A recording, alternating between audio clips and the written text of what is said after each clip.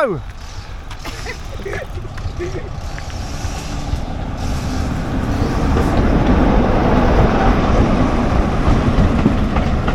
Hello! Hello! Right, in this review video we have got the Engwe L20 cargo bike, and I say we, as you can see Heather is with me for this review because she's going to do some of the cycling for this one as well. So we did get asked in the comments when I did the Engine X, can Heather ride it? Will Heather be able to ride it? She couldn't get her leg over the crossbar on that one. Now it was made for shorter people. She says she's 5'4", I don't agree. But she was struggling really, and if anybody's watched our cycling stuff, you'll know that she's a bit dodgy on a bike now and again. So Engwe said, well, why don't you try a step through? So they sent us this lovely thing, and we'll see what Heather thinks about it. So let's get into it. The bike comes delivered in a big box. It's well protected from the outset. You can see on the side of the box it tells you the colour and if it's UK spec and the weights, etc. Once you open the box up, you can see that the bike comes very well packaged indeed. Removing it from the box, we're just checking that all the items are present, and once we've removed all the waste products, so to speak, we can get on with building the bike. You get all the tools you need to put the bike together, and we first start off by putting the handlebars on the bike. After we've fitted the handlebars, we can insert the seat post and put the seat on. And then we move on to fitting the pedals. Once we've fitted the pedals, we can move on to fitting the bike rack at the front and the front wheel.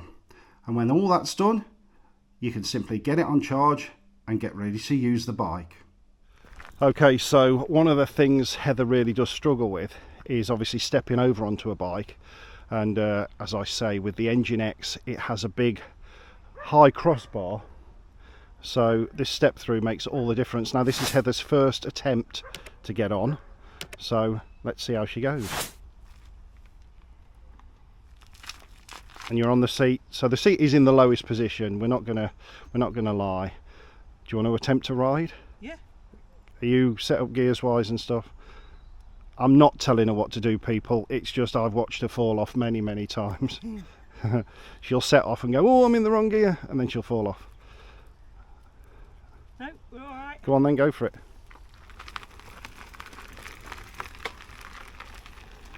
Oh, she's away. My problem is normally starting off, and I found that really easy to start off from. And like I say, that's just on power number 1. Anybody that watches our normal channel will know I'm not confident on my existing e-bike, but I have to say that this is just, you know, as soon as you start pedaling it picks straight up. I've got it on power number 1 and I've got it on gear number 4 at the moment, and I'm going up a bit of a hill here. It's not much of a hill, but it's a bit of a hill, but it's picking right up. You don't get any power from it if you're not pedaling. But that's the whole point of an e-bike, you know. It's to me, as it always has been, it's to get you out and about, it's to get you moving. I'm really impressed with it. You can see a smile on my face. It's because I'm really impressed with it. I'm loving this, it's brilliant. It does have a throttle, however, it's not allowed in the UK, so it is disabled. What I'm finding is that because the power kicks in so quickly, and as soon as I press down on the pedal, it's moving me forward. And one of my biggest issues has always been getting going, and there just seems to be so much power in. Like I say, this is on power number 1, so it's so lovely and smooth, really easy to ride. I'm very impressed with it indeed. I think that the weight balance is sort of suiting me well, with the battery being in the centre rather than at the back. I think that that's helping when I'm not actually riding the bike, when I'm actually like manoeuvring the bike when we're, you know, at standstill. and I think I feel like I'm getting off it easier. Like I say, I'm sure that, you know, cycling has helped, you know, over the past couple of years, getting myself more confident in riding. But this, for someone who's not confident in riding, I think is a good bike. Like I say, it's not light, but once you're cycling on it, you don't know. Let's just take the power off completely. So this is cycling with no power completely. I'm still in gear number 4, and you can actually hear you can't hear that whine of the engine, obviously, when there's no power on it. And I like to say, it's a lovely bike to ride without power.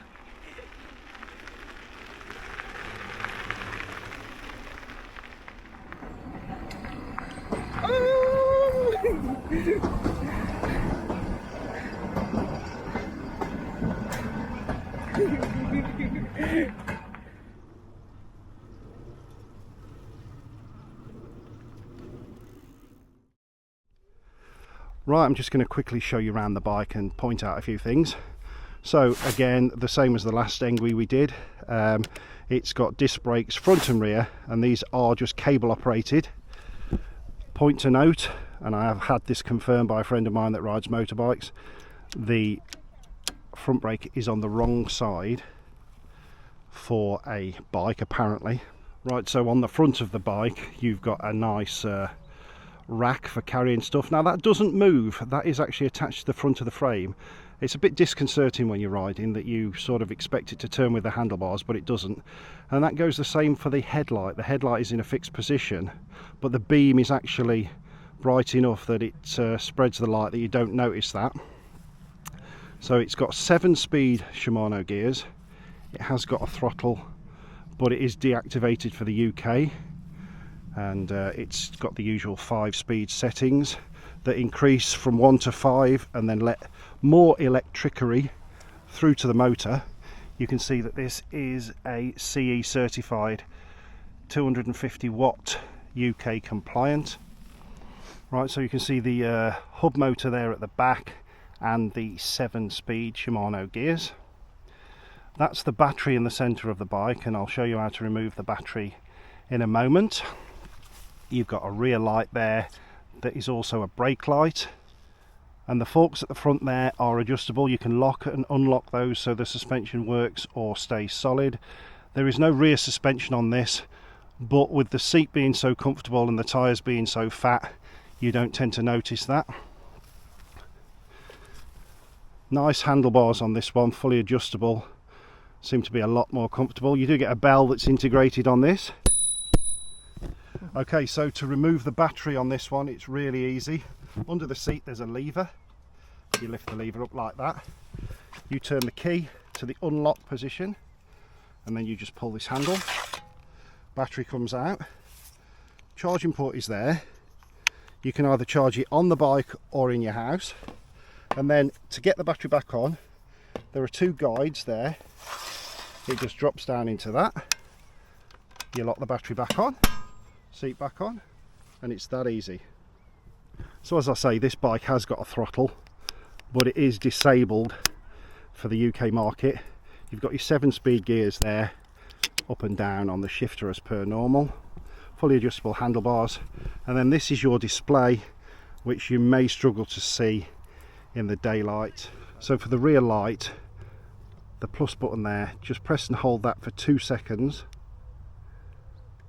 and the light comes on.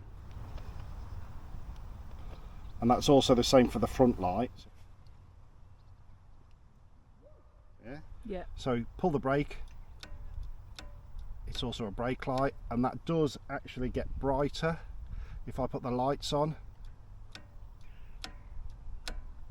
when you brake. Now they claim 86 miles range, 140 kilometers in optimum conditions.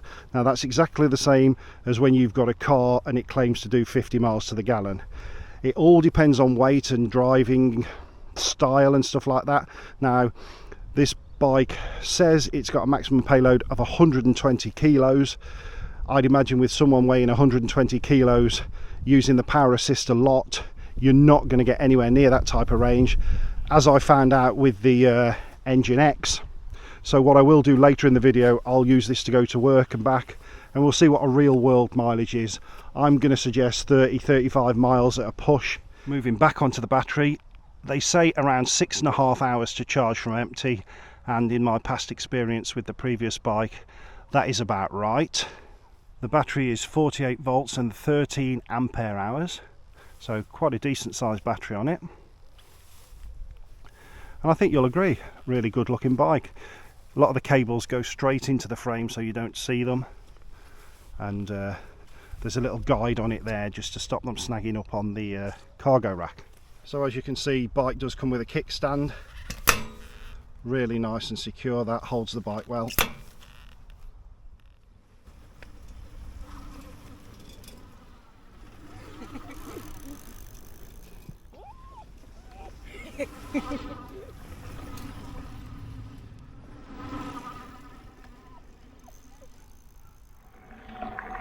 What I hadn't realised was when I started on it, the suspension was locked, and obviously on something like this it's not that bumpy anyway, but we've now unlocked the suspension to see if there's any difference.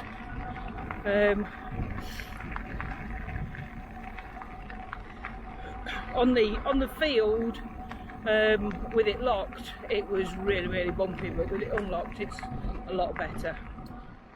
Okay, so as I said to you before, I was on power 1, now up to power 2, and I'm still in gear 4, but oh my god, like I say, the fastest it will go is 15 mile an hour, because that's the UK legal limit on the actual battery. But like I say, that's like too fast for me.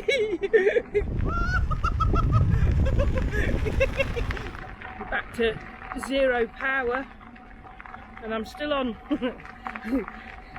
I tend to keep it in a gear that I feel comfortable, so we're still in gear number 4, and it's really comfortable to ride in that. I think Rick's definitely lost this one.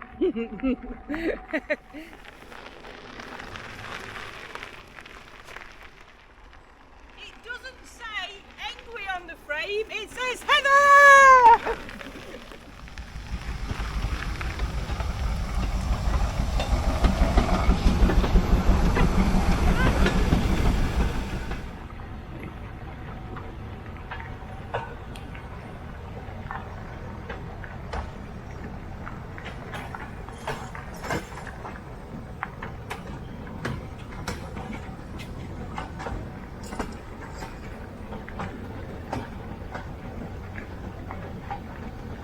I'd put it onto gear number 6 and up onto 2, and I was maintaining a 15 mile an hour when I was next to the steam train. If I'm on 2 lower gear, high gear, lower gear, number 4, my legs are going too fast to try and keep up with it. So if I put it so that there's obviously more friction in the gear, I can run at a steadier pace with me turning, pedalling, that's the word I was after. But like I say, I'd only got it on power number 2. But yeah, that was real fun, that was. So thanks for watching this review of the Engwe L20 cargo bike. I've really enjoyed riding this bike, doing the review. It's been great fun. It's a lovely bike for anybody, but for a novice like me who's not great on them, it really has been really good. Please take a look in the description below to see if there's any discount codes. Please be kind to me in your comments, because it has been my first review, and as I say, it's been great fun. Thank you. Hope to see you on another one. Bye.